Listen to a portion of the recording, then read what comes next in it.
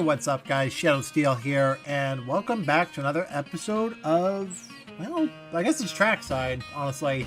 But today we're going to be continuing our journey with Thomas the Tank Engine. Mainly because I didn't know this until recently, but the movie Thomas and the Magic Railroad is 25 years old. 25 years old there, buddy. And I figured let's take a trip back in time to just messing around with Thomas the Tank Engine a bit. So we're going to be doing some scenarios here for the 80th anniversary DLC that was released later after the main thing. So, Thomas's special day. Oh, excuse me. Burp right as it started.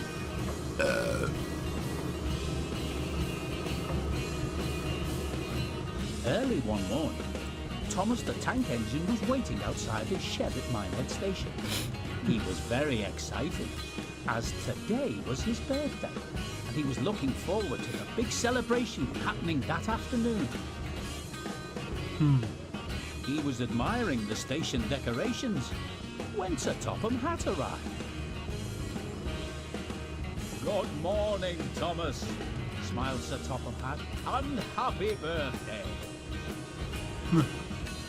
I hope you like all the decorations that we've put up. We were worried you might have woken up early and spoilt the surprise." "Thank you, sir," puffed Thomas happily. "They all look wonderful. I couldn't think of better decorations to celebrate my birthday." Sir Topham Hatt smiled. "I'm very pleased to hear that, Thomas." Just then, Diesel rolled into the station.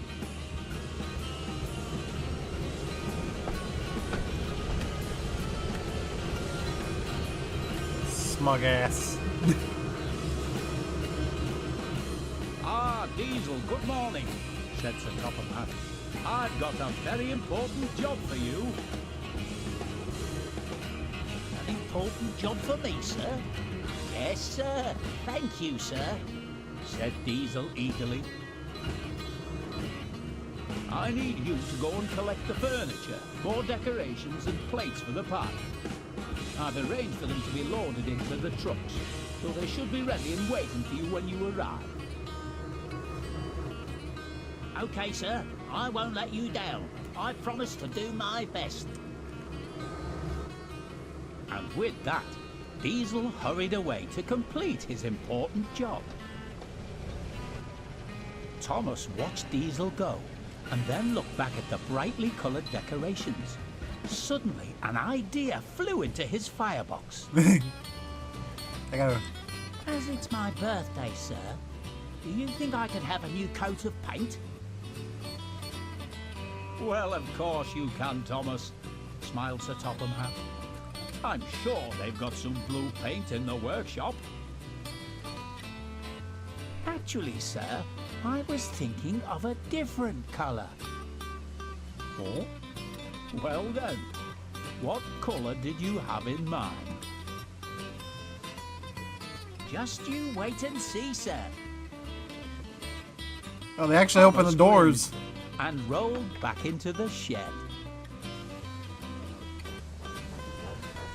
The fact that they actually... Did those doors normally open? Or were they just animated specifically for a cutscene?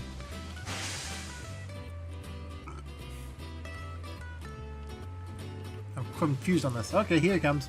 A little while later, the doors reopened, and Thomas emerged, a very different looking engine.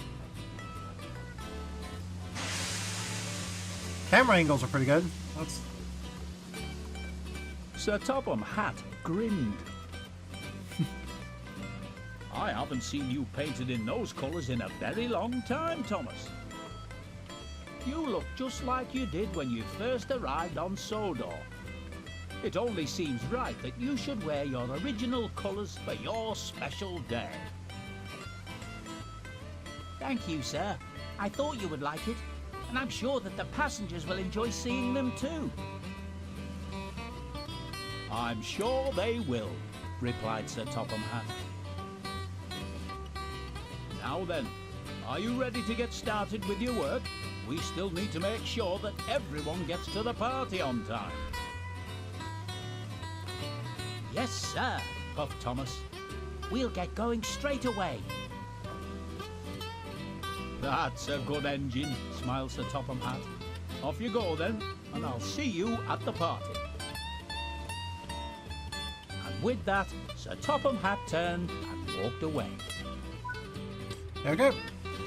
Oh, I'm in the cab again. Alright, so headlights on first. We'll actually get moving. And sound the whistle. And then we pull forward, right? Yep, there we go. Alright, off we go. So a little interesting side note. This livery for Thomas was only seen once in a TV special, The Adventure Begins. And I'm sure a lot of Thomas fans are aware of it. The number on the side denotes his 70th birthday. So this is kind of funny to see that this livery is kind of returned as part of the 80th anniversary. It's also I don't know the exact name of the railroad itself, but these are like this railroad didn't probably by the 1940s didn't actually exist, which would have been the time Thomas would have been made or been arriving at Sodor, like sometime in the late 40s. And I don't even think Sir Topham Hatt would have been alive himself, because it would be like, I think that there's like multiple in the railway series. There's multiple Sir Topham Hatts, so it's kind of like one of those things where it's like, you basically, it's mostly just like there's a lot of like little details here and there. So, all right, let's flip the switch here. Boop.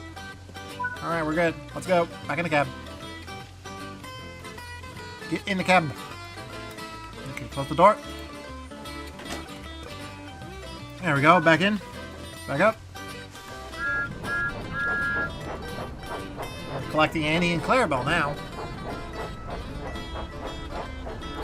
But yeah, this livery is meant to represent the early days of the London, British, and Scotland, I think it is. One of the... I forgot. London Brighton is the first two letters, but I'm not sure the SC. I could be wrong on that, honestly. But a little switching doesn't hurt anything. It's also worth noting that the E2s had a very interesting career in real life. Don't slam into the cars here. It's hard to get control of this of Thomas here because you don't know what you're doing here. There we go, hooked in. Come on, you two, said Thomas to Annie and Clarabelle. We've got to get to the station and collect all the people going to the party. Mm-hmm. But not that way. The other way. A little bumpy on the cars there. So we're going this way. I'm not sure of the exact details, but like I said, like this is kind of a cool little scenario, or like the fact that we're kind of going back in time to the early days, kind of like it's kind of crazy to me. One of the first things I remember watching as a kid was a VHS tape of the 4th season of Thomas the Tank Engine that featured the Mid-Sodor Railway. It's actually the real railroad they're from.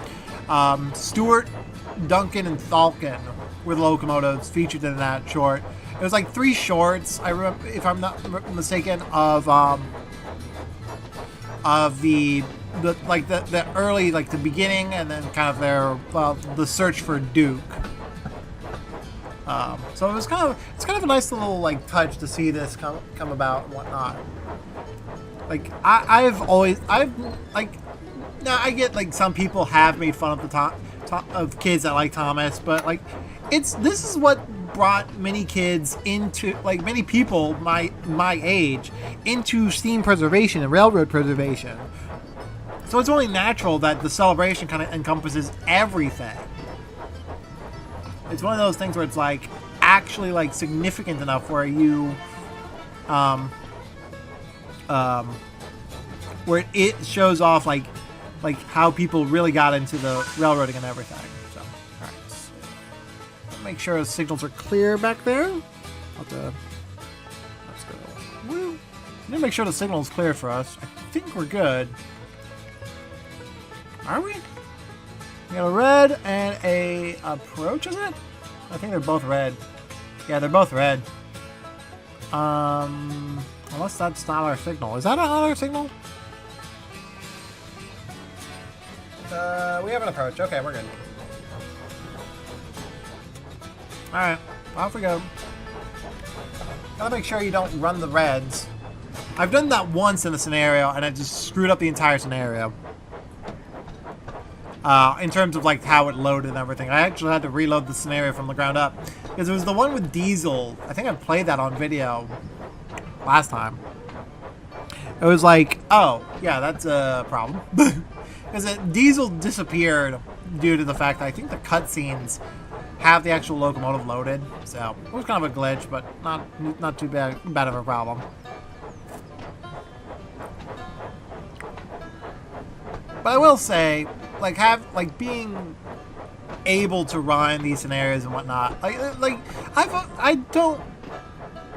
Rail preservation owes a lot to the Thomas the Tank Engine series. I will admit that. So, seeing like kind of this first ever DLC, like they have 2 DLCs now for Train Sim World 5 that feature the Thomas characters, which is a big deal. Mattel doesn't really do that with the video games, or at least not with the Thomas franchise, because they want to spend they want as much money as possible. They're a corporation after all. They're gonna try and squeeze every dollar out of this franchise as possible. I mean, comparatively. All aboard for the party. I mean, comparatively. Passengers, we need to unlock. There we go. So Mattel and most other toy companies, they don't really care per se for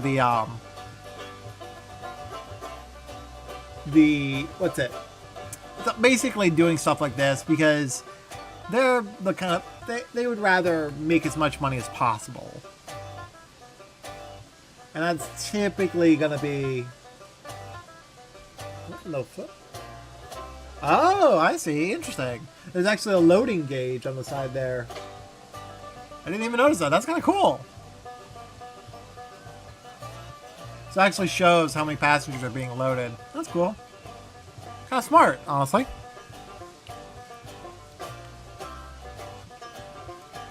It'd be nice if we saw another passenger train roll into the station and unload some stuff. Kind of like the old Junction days on the VHS. But that was kind of one of my first experiences with Thomas, was the old VHS tape of the narrow gauge engines. And what was interesting, it wouldn't be until I think it was a little after Thomas and the Magic Railroad came out on VHS or DVD or VHS mainly, because that's what I remember watching it on, was a VHS that we rented from one of our local grocery store chains, which is Schnucks, which I don't think is. I think it's a local chain, so it could be could actually explain a little bit of where I live, honestly. But like Schnucks was a local grocery store chain is a local grocery store chain near where I live, and it's one of those things where it's like they had a video rental section on their thing. And every time we went to Schnucks, I would go in and rent a VHS or VHS of a train tape or something like that. And Thomas and the Magic Railroad, one day was the one I decided to rent, because I had watched the VHS copy of Thomas the Tank Engine that we had for quite a bit, to the point where I think it actually wore down. We still have it just lying around, but I haven't watched it in years. So alright, lock the doors. There we go, we're good. Let's go. Stop at location. That's further up the line, right? We go this way? No, not that way. Fuck. Again, I screwed that up. It's the second time I've done that. Okay, we got greens. High greens. Let's go. Off we go. Let's go. Little Mario for you. Yeah, this is one of those times where, like, the franchise has been kind of a touchstone in like getting my love of trains. The other touchstone for me was, ironically, a real life steam locomotive that I got to see a handful of times in operation. And I did post a video of this, a couple videos on the locomotive recently, on my YouTube channel.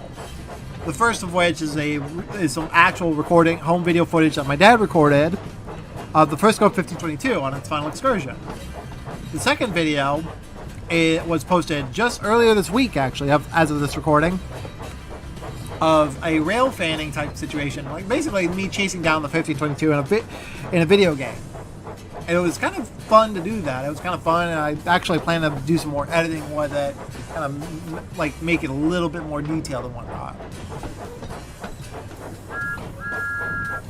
But yeah, it's one of those things where like the actual, like that locomotive, the Frisco 1522, has been kind of a touchstone with me in terms of like what made me fall in love with trains.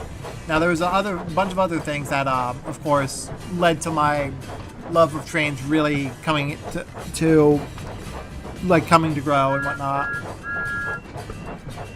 But those two things, the Tank Engine VHS, Thomas and the Metric Railroad itself, and then the Frisco 1522 were all the three things that really like kept me interested, like really got me interested in trains. And like I said, and I will do a lot more as time goes on. Like I do want to finish this. Like actually have an entire series of the top, like do this just fairly quickly. Like trying to make a good series of videos to kind of show off Thomas the Tank, like complete this DLC, honestly. We got to clear. How far are we got? Let's say a mile. It does. It says a mile. Little speedy boy. I will say the E2s themselves, the E2s, which is what Thomas is. He's an E2 class locomotive. The way they are designed, the way they were ever, the whole story of them being failures for the railroad and everything, I don't think it's fair, personally. Because at the end of the day, oh, fog's rolling in. The hell? Oh, dynamic weather's probably active, honestly. That's kind of cool. But I don't feel like that calling them failures was like really, oh geez, 5 miles an hour. Is it 5 or 15? Oh, it's 15. Okay, we gotta slow down here. We got a 5 mile an hour limit coming up here. Gotta be careful, you know? 5, 10, 15, and then a 10. What the hell is going on? Oh, we're switching onto the siding here or something. Okay, fair enough. A little further up, though.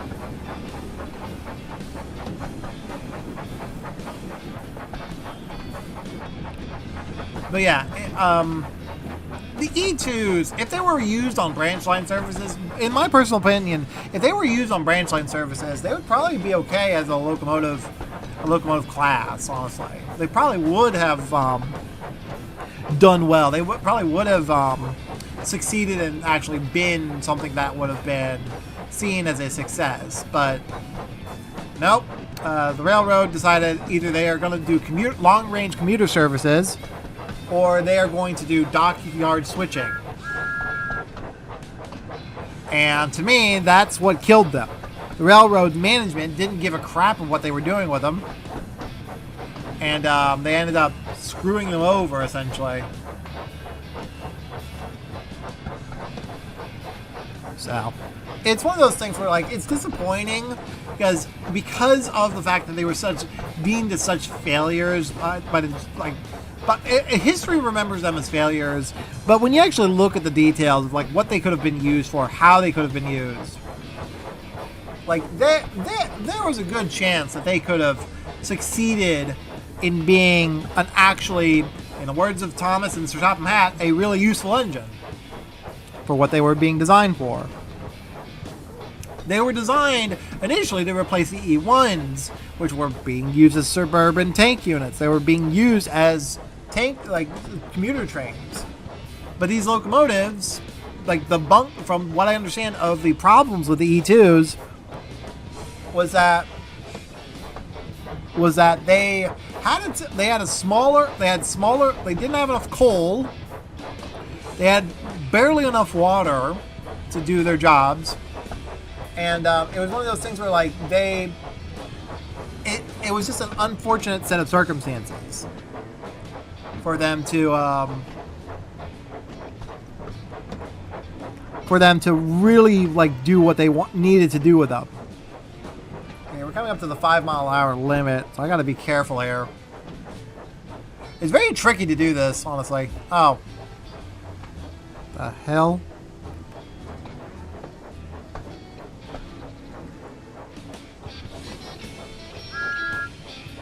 Oh, it's on the whistle here.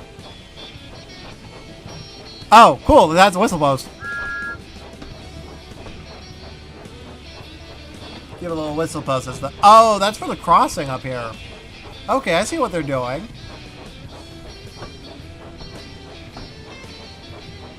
Got a sound for the crossing as you go through. That's interesting.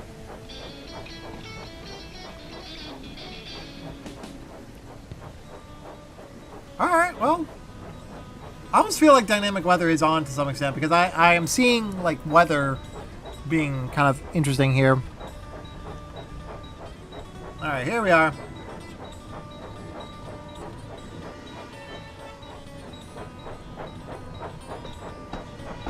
Gotta come up to our stop here. And stop. Bing! There we go. We're here. Load passengers. Okay. Hang on. Hang on. I gotta figure out what door side we're doing. Okay, right side. Thank you. Load up. Okay, so we're doing multiple stops. That's pretty cool.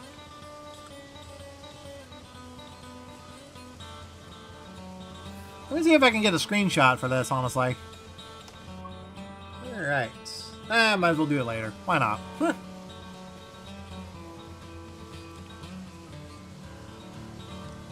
We're loading up a little faster than last time. That's good.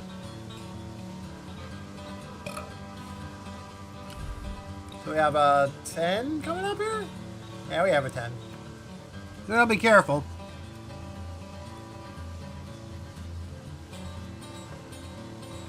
We loaded? Yeah, we're loaded. Lock the doors. Clunk.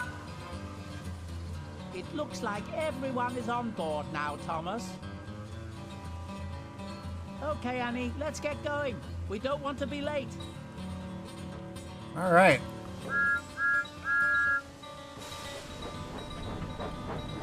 I was jolted forward. That's the one weird thing about this DLC is that it just to get moving. When you get moving, it just jolts the whole train forward. It's like very little slack. I mean, granted, that's kind of how it was in the show.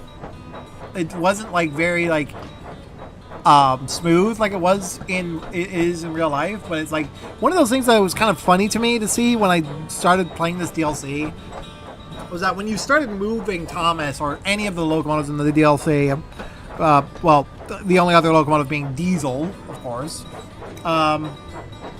it's one of those things where when you actually they jolt the whole train forward, and it's almost like am I gonna break a coupler as a result?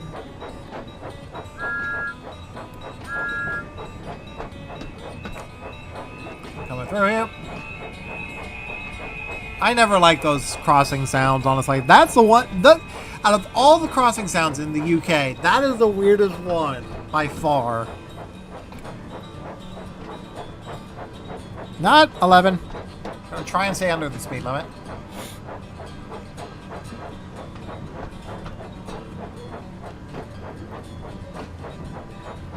All right. Plumb full.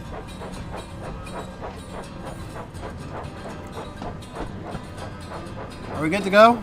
Not yet. We're not past the 25 yet. There we go. Now we're good. Let's go.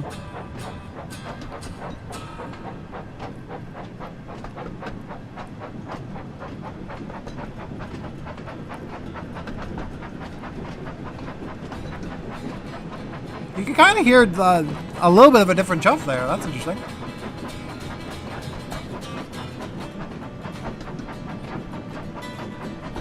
How far we gotta go? 1.4 miles? Alright. And that's stop at location, eh? Alright. God, the game is freaking the fuck out. But yeah, I will say, just in general, the E2s, they could have been easily a success if they were given the right job. Like, in my opinion.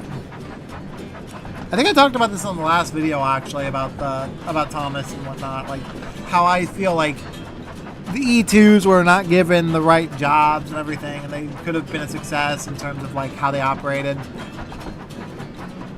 So, it's one of those things where, like, when you actually look at the details, it's really kind of sad, but also, like, understandable what happened to them. So, alright. It's only 9? Oh, interesting. That's pretty cool. Oh, here comes a turn. We can get a good screenshot from here. Well, slow down. You don't let me go that fast here, boy.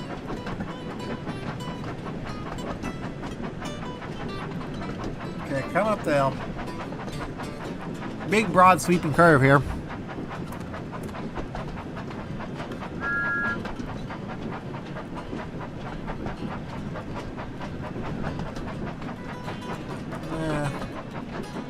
Well, the train's not long enough to really get, like, I mean, granted, it's only it's Annie and Clarabelle. Of course, it's not going to be that long. I'm trying to find a good spot for a screenshot, but I think I might have to wait at the next town here. Do that at the next town. Oh, we got a yellow coming up. And we have a, what, no speed? Oh, we do have a speed change, 15. I'm trying to see what I'm doing here. It's hard to see on the HUD here.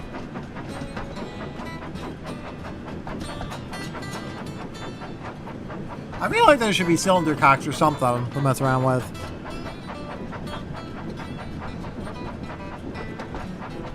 I'm gonna have to zoom the camera out around too much here. It's kind of fun. Kind of goofy. What the hell? That's a C? It is! Look at that.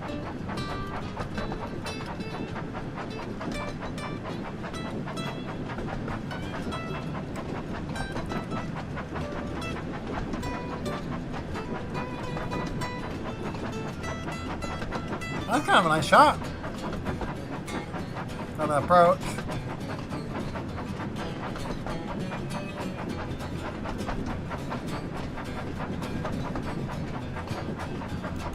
Kind of cool to see that, honestly. Gotta admit. How much time we got? We got 400 yards to stop. We need to slow down here.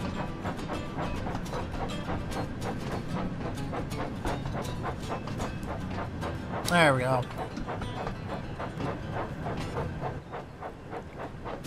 Well, that's kind of a cool shot. I'm not gonna lie. That's actually... Oh, there's a set of passenger cars there, too. Don't stop!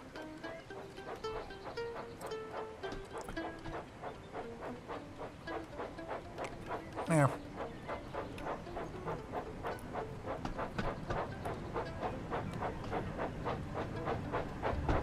Here. Yeah, we're gonna take a screenshot here. That's actually gonna be fun. Options, photo mode. I don't remember what the key command was, honestly, for that.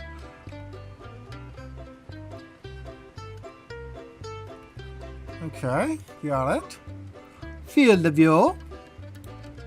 Woo! I've always heard that 25, about 20 to, I think it was 20 or something like that, was the best field of view for taking screenshots, at least in Railroads Online. So I always use that for other games as well. Oh, what the hell is that going? What is going on in the living room there? That was the dog. Okay. Trying to get a good shot of this, honestly. Trying to get a good shot of Thomas as he's traveling down the line, but might not have the best angle here.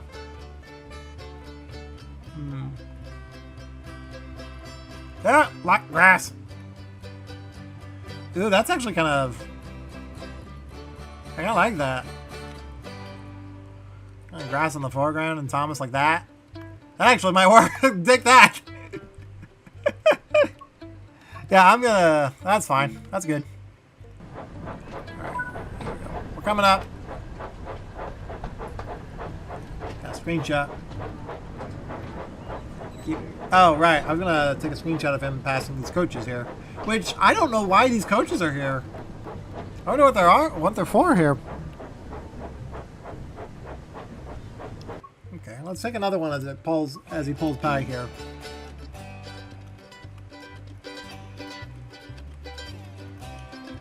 Like Gordon's coaches. Oh my god! Ah!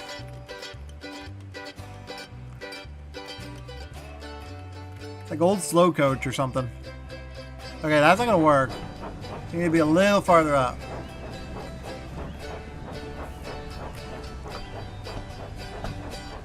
Okay, now that should work.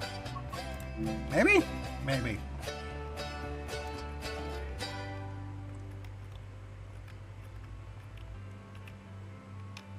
Get past the tree. And hide in the bush.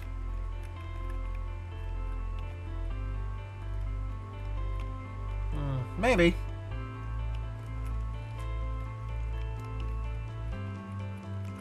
That's not gonna work. Alright, well, whatever. It doesn't matter.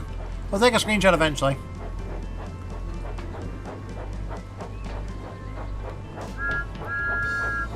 Got a red block coming up here.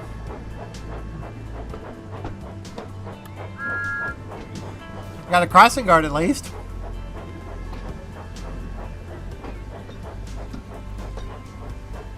Alright. We've made it. We fooled around with the screenshot a little bit, but okay.